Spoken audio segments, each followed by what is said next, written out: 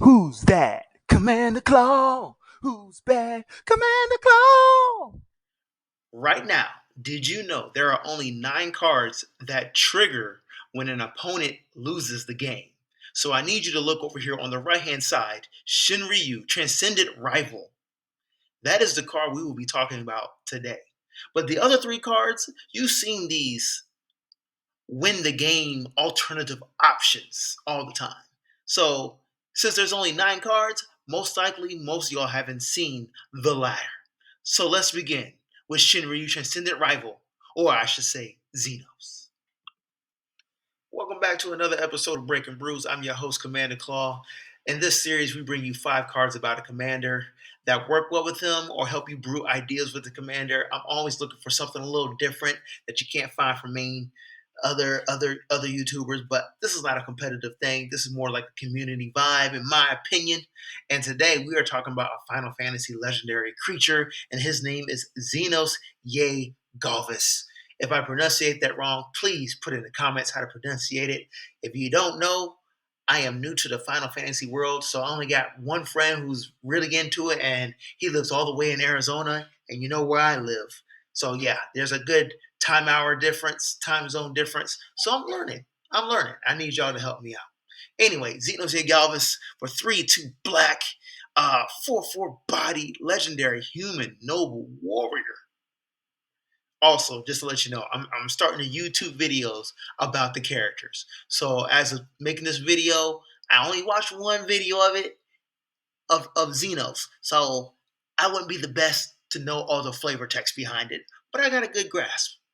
Anyway, first ability, my first friend, my first friend. When Zenos yae Galvus enters, choose a creature an opponent controls. Until end of turn, creatures other than Zenos yae Galvus and the chosen creature get -2, -2. So right there, we're wiping the board. Possibly. Maybe all creatures may not be done by -2, -2. But anyway, that one creature's left. Then it says, when the chosen creature leaves the battlefield, transform Xenos. Ooh. On to the next slide. So when Xenos transforms, he transforms to Shinryu Transcendent Rival, 8/8 legendary dragon. Okay, flying. As this creature transforms into Shinryu, choose an opponent.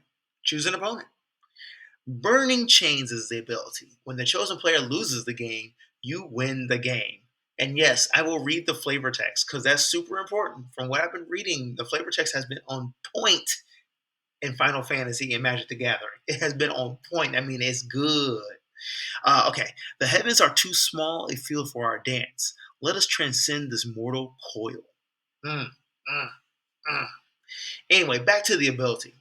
So, when you transform Shinryu, you choose an opponent. Most likely, you're probably going to go for the opponent with the lowest amount of life. So you can just take them out as fast as possible. Maybe they're at 8 and you just hit them with an 8/8 flyer. Cool.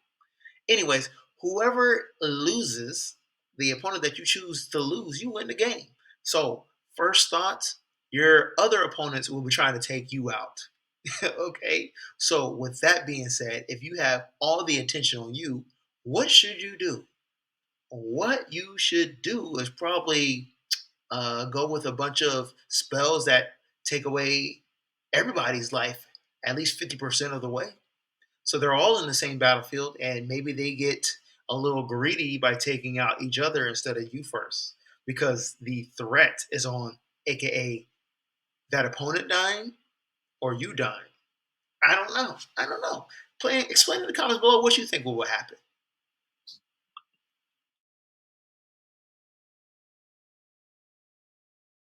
So I put Brittle Effigy in here because I believe the mana curve out on this is really amazing. Really amazing. For 1 mana, is an artifact. You tap 4, exile Brittle Effigy, exile target creature. So why would we use this? Turns 1, 2, or 3, or 4. This goes down into play. You cast Xenos. Maybe you cast Xeno at a different time. Anyway, Brittle Effigy is not a threat. It is the threat remover. Anyway, when you use Xenos' ability and you got that one remaining creature, right? You need to get rid of that creature. You need to remove that creature. Guess what? The brittle effigy is just sitting on there, and it's just an easy target creature removal that sit on the battlefield that taps for 4 mana. That's it. And you get to transform Zenos. Sounds like a win to me. Moving on to the next.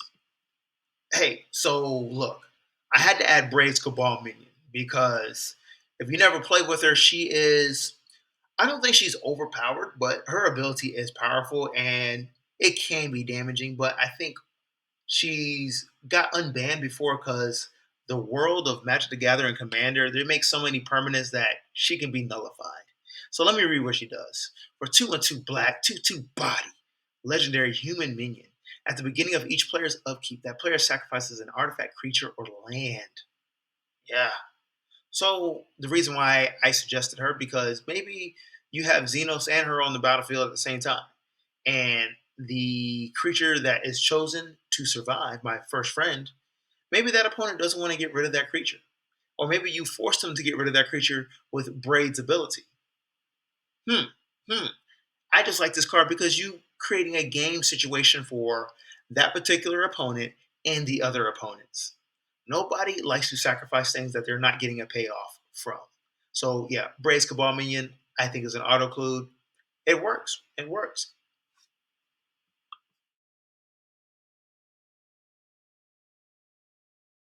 Quietus Spike for 3 mana, artifact equipment. Remember when I mentioned losing half life? This is it.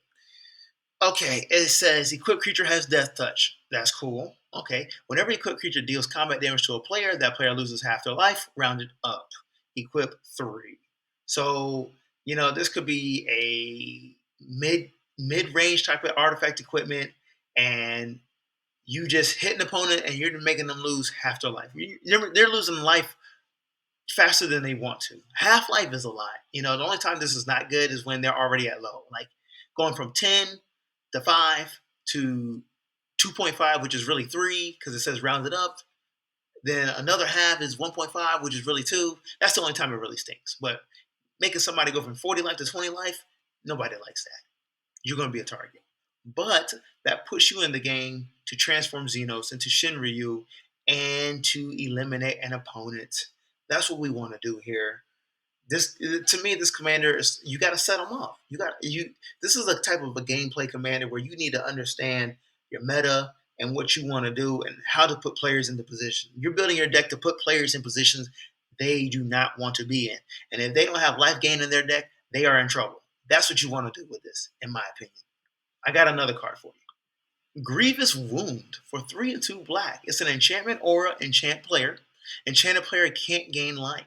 Okay. Whenever enchanted player is dealt damage, they lose half their life rounded up. This is a great group slug card because if you attach this to an opponent, most likely your other opponents are going to attack that player to get rid of them. A burn spell for 1 mana that does 3 damage takes away an opponent's half their life. That is crazy. That's disgusting. Like, do you hear me? Like, let me read what the card says. It says, whenever enchanted player is dealt damage, they lose half their life rounded up. A lightning bolt deals 3 damage, and it to any target. So for 1 red mana, you could take away half somebody's life. I'm just saying. That is the scenario. Possibilities probably in a game you have. But we're running with a mono black commander, and this Grievous Wound is a nice group slug enchantment aura to attach to a player to put players in predicaments and situations they will be uncomfortable to be in. That's all I'm saying. And remember, enchanted player can't gain life, so any of that lifelink bullcrap they got on their creatures will not work. Not at all.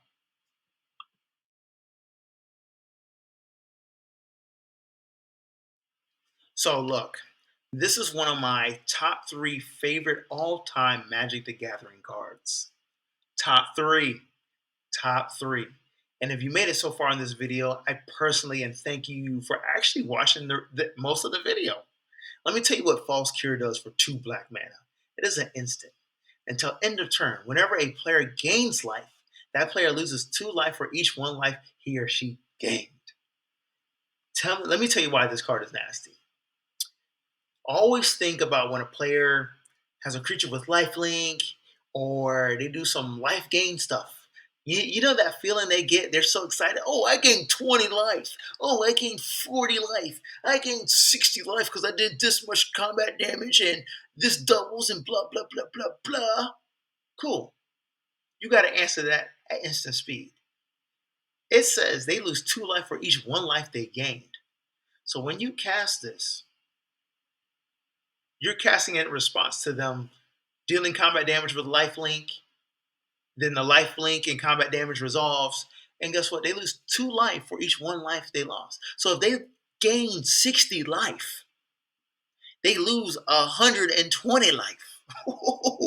Instant death. So imagine if you have Shinryu, Transcendent Dragon on the battlefield, and that opponent that is chosen by you decides to gain life out of nowhere.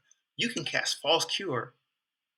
They will most likely lose life to get them down to 0, ultimately losing the game, which triggers your ability, the lose the game trigger, for you to win the game. Instant speed. This is a must-add card because it's too obvious and too basic. If you have Shinryu on the battlefield and your opponents know that this one player has to lose the game for you to win the game. You see what I'm saying? Yeah. So thank you for watching this video on Zenos/Shinryu. I think it's a really cool mono black commander. If you're trying to build this commander, make sure you get creative and build game play scenarios for your opponents. I should call them death traps. That's what they are. This is what this commander is. You create death traps. You put your opponents in situations that they are not willing to that they can't handle, or they don't want to sacrifice this. They don't want to lose the card. All that stuff, just taking their resources some way, somehow. And as you cast and transform into Shinryu, Transcendent Dragon, you can swing it for combat damage, and that chosen opponent loses the game, which makes you win the game. Sounds cool. Think it's a pretty cool commander. I try it. Peace.